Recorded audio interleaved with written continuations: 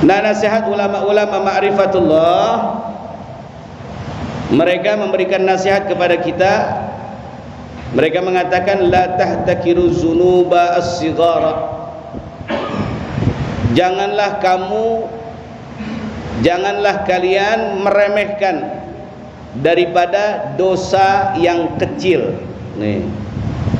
Jangan kita ngeremehin dosa yang kecil. Kadang-kadang kan kita begitu. Ah, dosanya kecil ini. Betul gak? Betul gak? Ah, dosanya kecil ini. Hati-hati tuh sama yang kecil. Biasanya orang yang kecil-kecil dulu. Dagang kecil-kecilan, gak taunya 2 tahun udah gede. Gak? Hati-hati tuh. Jangan sekali-kali kita meremehkan dosa yang kecil. Ya, sebab yang kecil itu lama-lama bisa menjadi besar. Fa innaha, karena sesungguhnya dosa yang kecil itu tatasya'abu minha dzunubul kibar. Dia bisa bercabang, dia bisa bertambah, ya, untuk berkembang melakukan dosa-dosa yang besar. Dari yang kecil, korupsi awalnya goceng, korupsi awalnya goceng, keenakan naik 10.000, betul gak? Udah keenakan nih, naik 50.000, enak juga ya. Naik lagi 200.000, 1 juta, terus sampai miliaran, sampai duit terakhir habis, saudara. Kenapa? Karena dia anggap dosa yang kecil itu dia remehkan sama dia. Enggak taunya dosa yang kecil kalau dilakukan terus menerus itu dia bisa bercabang, bisa berkembang untuk melakukan dosa yang lebih besar daripada yang itu, saudara. Hati-hati itu. Dosanya kecil. Dulu pernah kan ada seorang ahli ibadah. Ini orang ahli ibadah tapi masih tergoda oleh iblis, laknatullah alaih. Ya. Ini orang ibadah kepada Allah pagi, siang, sore, malam, gak ada hentinya. Sampai orang banyak takjub sama dia. Ternyata dia ibadah dipantau sama iblis, laknatullah alaih. Ini orang ibadah terus kerjaannya, goda. Ya, digoda sama dia. Bagaimana caranya? Ternyata iblis nyaru jadi orang alim, nyaru jadi orang soleh. Wow, pakai jubah, pakai sorban, pakai imamah, ibadahnya lebih rajin daripada orang ini. Sampai orang ini akhirnya bingung. Gua rajin ibadah, tapi ternyata ada lagi orang yang lebih rajin daripada gua. Gua sholatnya rajin, zikirnya rajin, puasanya rajin, sedekahnya rajin, tapi ternyata ada orang yang lebih rajin daripada gua. Wah, gua pengen tahu nih, kira-kira rahasianya apa dia bisa kayak begitu. Didatengin nih iblis sama nih orang yang ahli ibadah. Assalamualaikum. Waalaikumsalam. Tuan, maaf, Tuan sepertinya ahli ibadah yang ibadahnya lebih rajin daripada saya. Boleh gak saya minta sesuatu, resep kiat-kiat begitu, yang bisa diri saya ini semakin mantap ibadah kepada Allah Subhanahu wa taala seperti engkau, Tuan. Oh, gampang. Kalau Anda pengen rajin ibadah seperti apa yang aku lakukan, gampang. Dulu sebelum saya ibadah, sebelum saya taubat, saya dulu bermaksiat dulu kepada Allah Subhanahu wa taala. Begitu saya maksiat, saya taubatan nasuha, akhirnya saya rajin lagi dalam ibadah dan melebihi ibadah kamu. Oh, begitu. Terus, iya, kalau kamu mau lebih rajin lagi ibadah kepada Allah Subhanahu wa taala, maksiat dulu. Habis maksiat baru taubatan nasuha. Nah, di situ kamu akan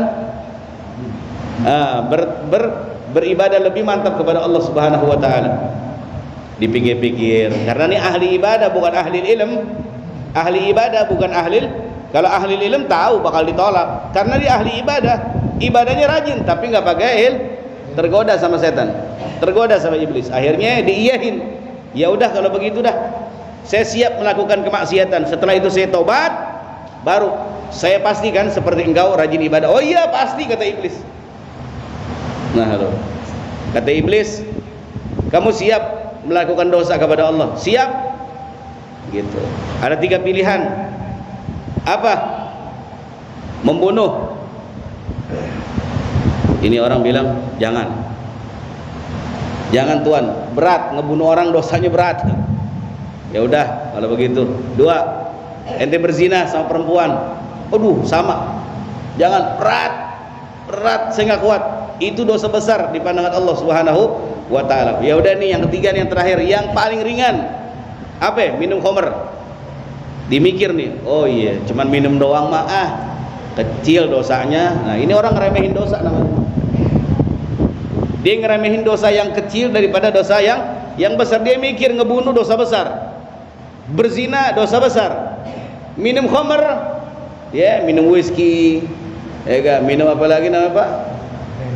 Brandy, topi miring, ya. Kemudian apa lagi tuh yang di botol aqua tuh namanya ciu, ya gak? Ciu 1 botol rame-rame minumnya, ya gak? Jalan sempoyongan kejeduk tiang listrik. Dia bilang apa? Goblok, tiang listrik siapa yang naruh di sini? Si PA, gitu. Betul gak? Minum ciu, whisky, brandy, dosanya kecil. Siap, saya minum itu aja khamr.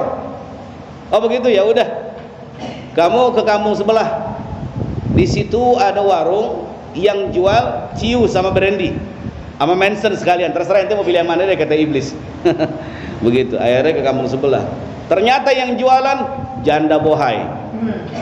Yang jualan minuman janda bohai cantik luar biasa. Enggak tergoda. Laki-laki ini enggak tergoda sama perempuan itu, karena dia intinya ada cuman beli minuman. Dia beli minuman, Mbak, beli minuman. Beli minuman, dikasih arak tuh. Diminum sama dia, gela-gela. Udah diminum sama dia, hilang dia punya akal sadarnya. Akhirnya apa? Ini perempuan tukang minum khamar dipaksa untuk berzina. Setelah berzina lalu dibunuh. Oh lihat Pak, dia memang tidak memilih bunuh, dia tidak memilih dosa berzina, tapi dia memilih dosa yang kecil, yang lebih kecil, dianggap lebih kecil sama dia, itu minum khamar. Ternyata begitu dia minum khamar, hilang kesadaran, dia berbuat zina dan membunuh. Tiga-tiganya dilakuin, saudara. Artinya apa? Inilah orang yang meremehkan dosa yang kecil. Kalau orang, ya dosa begini doang, kecil ini mah gampang, tinggal istighfar doang. Nggak bisa begitu juga, keles. Semau lo, kan begitu. Karena dosa yang kecil itu tatasya'abu minha adzunubul kibar. Nanti dia akan berkembang biak, ngedorong kita punya badan untuk melakukan dosa yang besar.